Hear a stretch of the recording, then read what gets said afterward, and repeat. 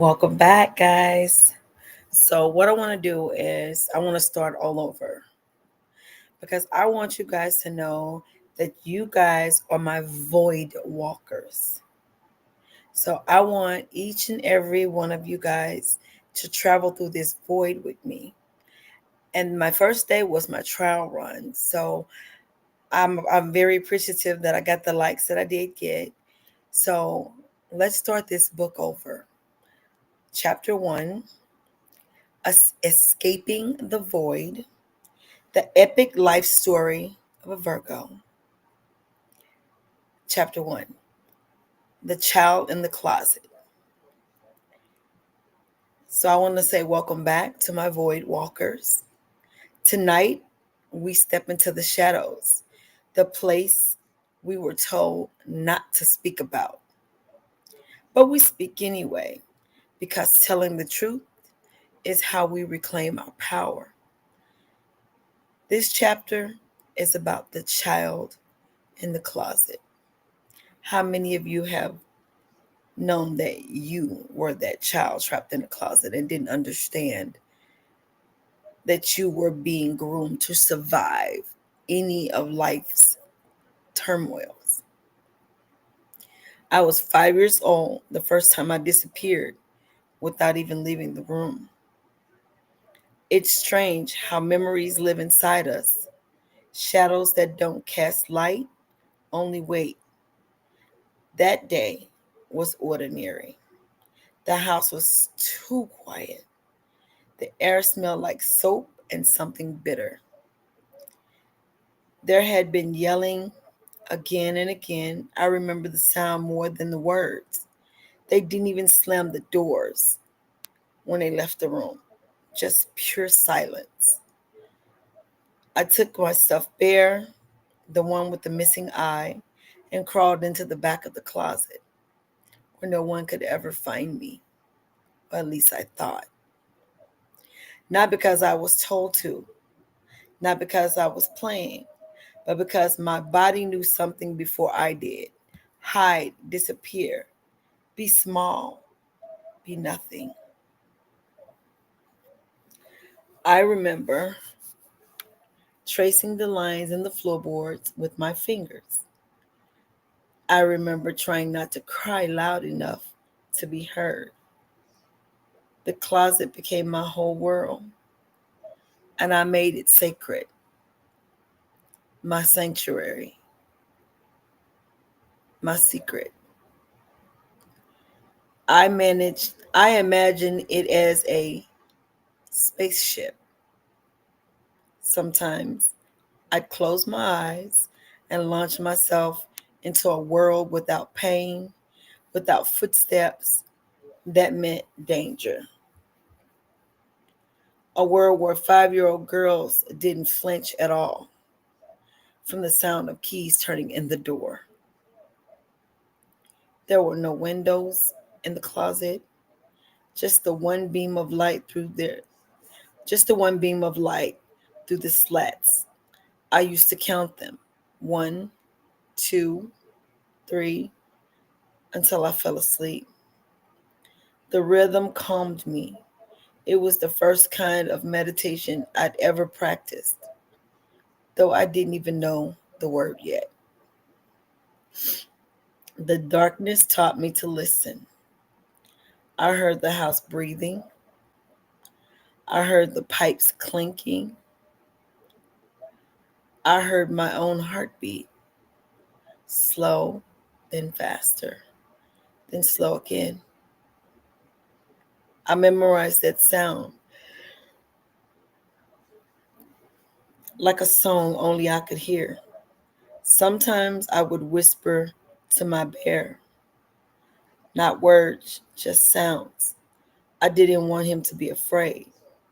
He didn't have eyes, but I imagined he could still see the fear inside me.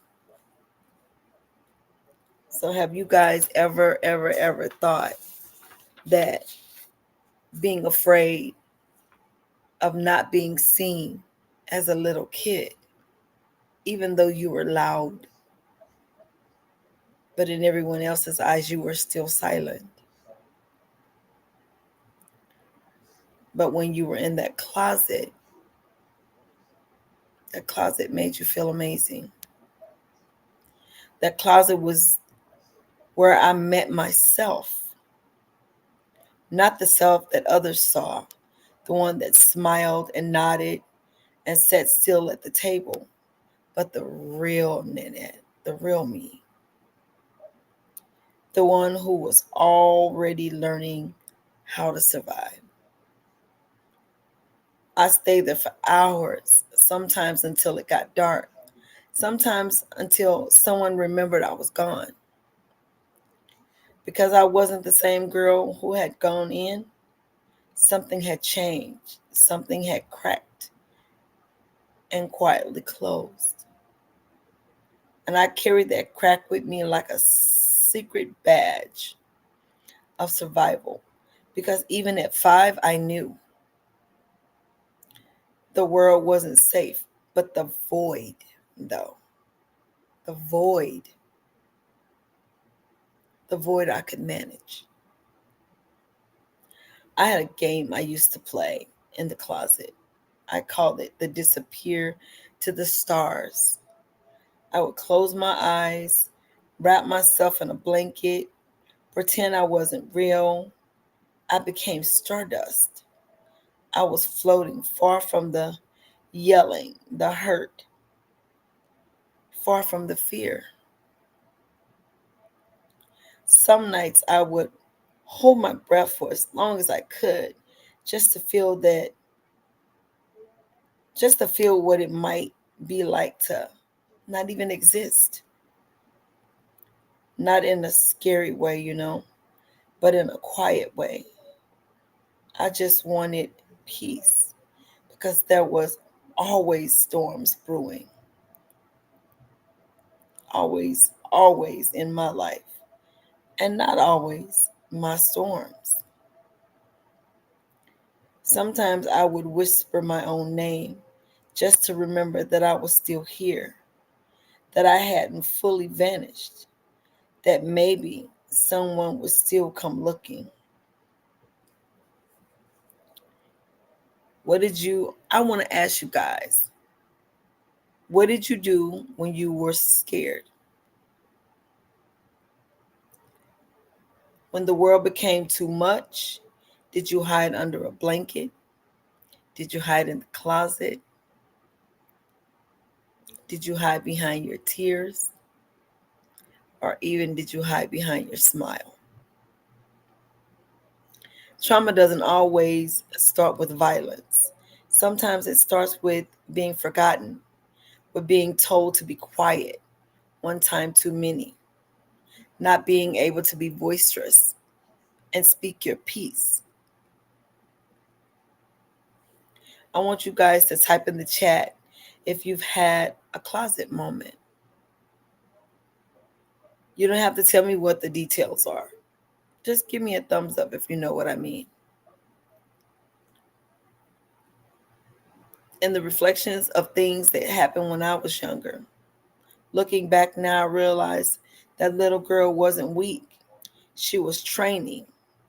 She was learning how to feel everything and still survive. The closet became my safe and my first temple, my first therapist, my first battlefield. And guess what? I won those battles. It didn't seem like it at first, but I know in my heart I did. Every single time I stepped out, even if no one saw it, I won.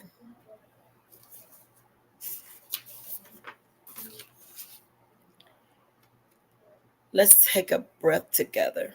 Let's inhale and exhale. This is how I survived.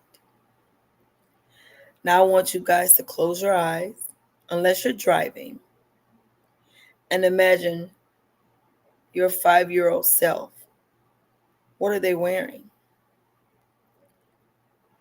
What do they need from you right now? Just sit with them. Listen.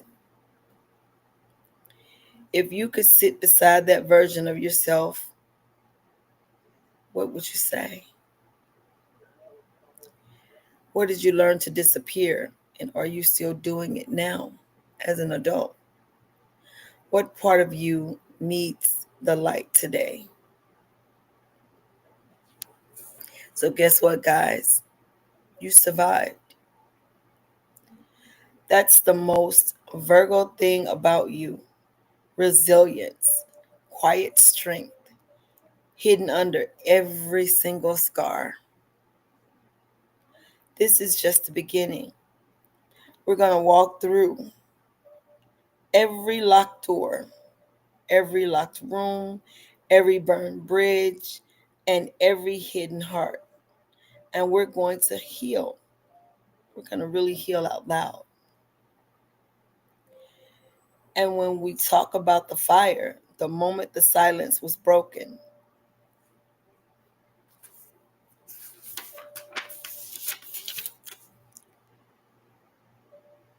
but in the but in that breaking point,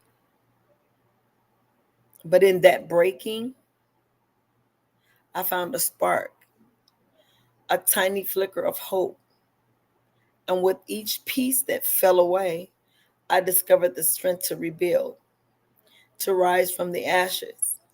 Now I stand with the wisdom of my scars, ready to embrace my journey. Is that how you guys are? Are you embracing the scars that you got throughout the journey of the void in your life? And I want to thank you guys for sharing your time tonight for this part of chapter 1.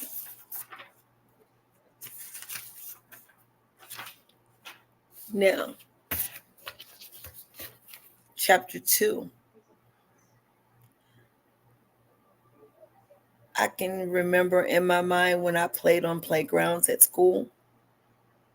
I used to swing up so high and then jump out. And this one day I jumped out and I slid across the ground and I scraped my leg up so bad. But I learned that the playground was where stories were supposed to begin. Sunlight, scraped knees, loud laughter, sticky fingers gripping the edges of joy. For Juniper, for Juniper though, it was different. The colors were always just a little too faded. The laughter always just a little too far away. It was a stage where children played, pretended, but she never got the script. She always she was always cast as the shadow, the one watching from the edge. She learned young how to move without being noticed, how to melt into the noise without becoming part of it. The teachers called her quiet, but not in a way that asked questions. It was the kind of quiet people left alone. Not one, not out of respect, but because they didn't want to look too closely. Each day she walked into that yard with her backpack half zipped and her spirit folded tightly inside. Her shoes scuffed at the toes from nervous pacing, her eyes trained on the cracks in the pavement because that was where her real stories lived, beneath the surface.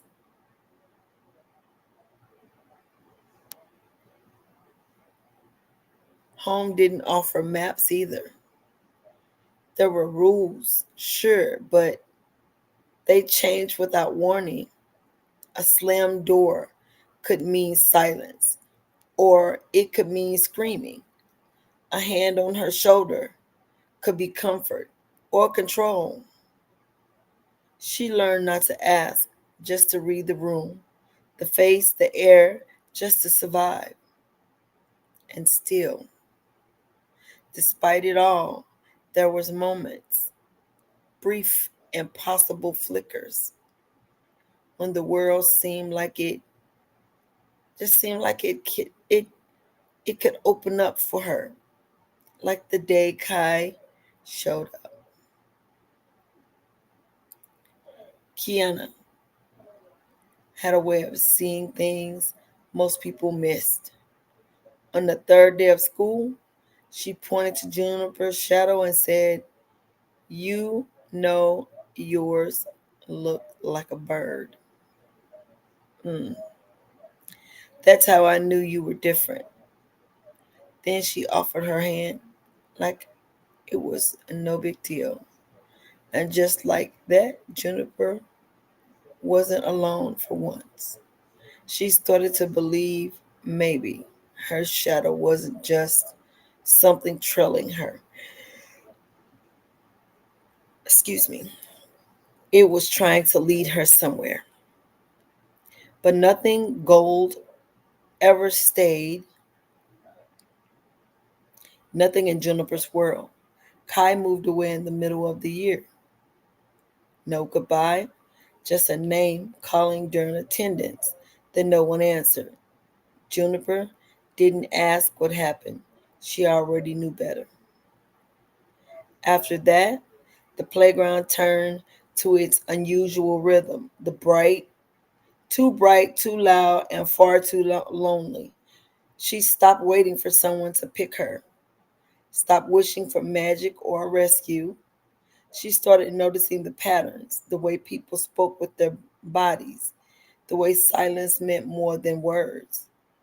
She became fluent in what wasn't said. Without realizing it, Juniper had just built something.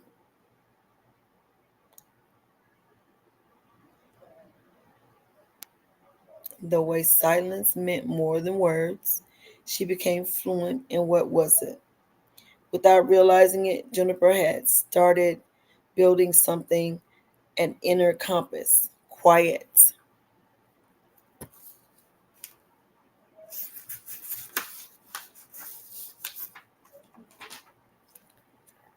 and steady, forged from intuition, memory, and the aches of being overlooked.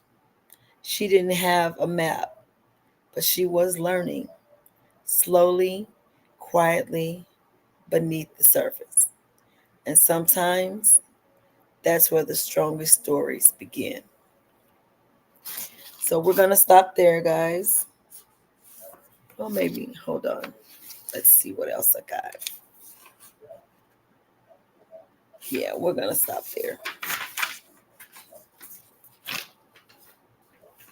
And I just want to let you all know that I really appreciate you listening to me read my story. And I want to thank you for sharing your time and your hearts and your presence. And if this chapter resonates with you, let me know in the comments or chat. And if you're ready for chapter 2, hit the follow button. Share, always share, because you never know who the stories or who this reading may help. And I would appreciate it if you shared, liked, and subscribed. So you all have an amazing day, an amazing night. And I pray peace and tranquility. And I thank you, my void walkers. See you guys tomorrow. Have a great night.